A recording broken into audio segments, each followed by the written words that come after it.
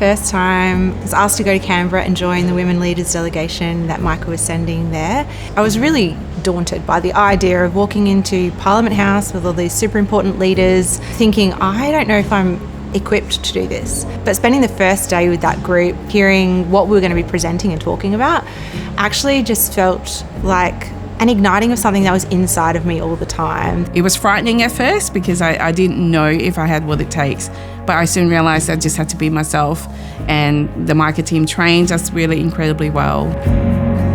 Look, the state of the world, there is conflict, there's extreme weather, and you want to turn away, but as followers of Jesus, we don't have that choice. For me, being a part of the Micah network is a way that I can use my voice to speak up and say this matters to God.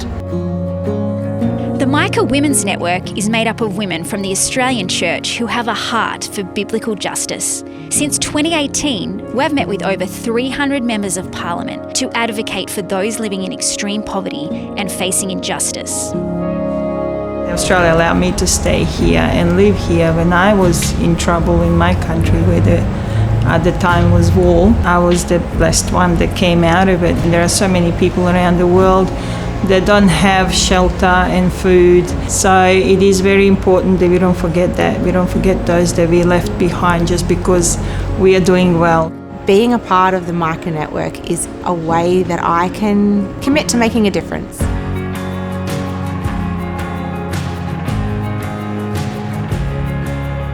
So today we met the Treasurer, and we really just gathered a smaller group of local church pastors, leaders, people that are working in the community to bring him the Safer World for All campaign, to let him know that people that are in his electorate care about international issues. Also to hear from him about how he feels, what he needs from us as leaders to support the increase in international aid. He's the Treasurer, so we're obviously talking figures a little bit, really just creating a dialogue. So when it comes time for them to make their policy decisions, they can reflect back on these conversations and remember what we were talking about and how important it was that those voices get heard. He was very welcoming, very receptive, very generous with his time.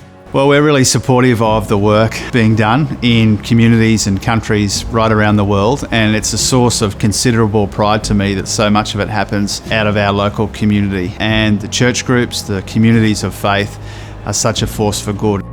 These meetings, similar to the one we had with him today, were being led by the Micah Women's Network, actually all around the country with different ministers. We talk about foreign aid, how Australians can give support to other countries, to the vulnerable nation, to developing countries. I've been able to be a part of campaigns like End COVID for All, and now with Safer World for All. We get to invite our politicians to be a part of something big and to make a big change in the world. I'm an ordinary woman, and right now where I am, I'm able to use my voice in a way that can advocate for those that can't use their voice. And being a part of Micah Women's Network has allowed me to do that. I think it's important because we are a prosperous nation, and I believe that's our responsibility as good global citizens to care for our neighbours overseas. I believe we are chosen.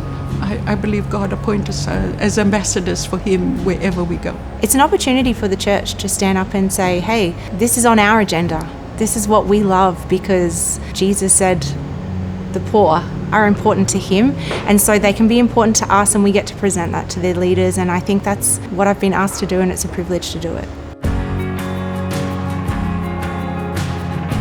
So if you want to be a voice for justice, please come and join us at the Micah Women's Network today.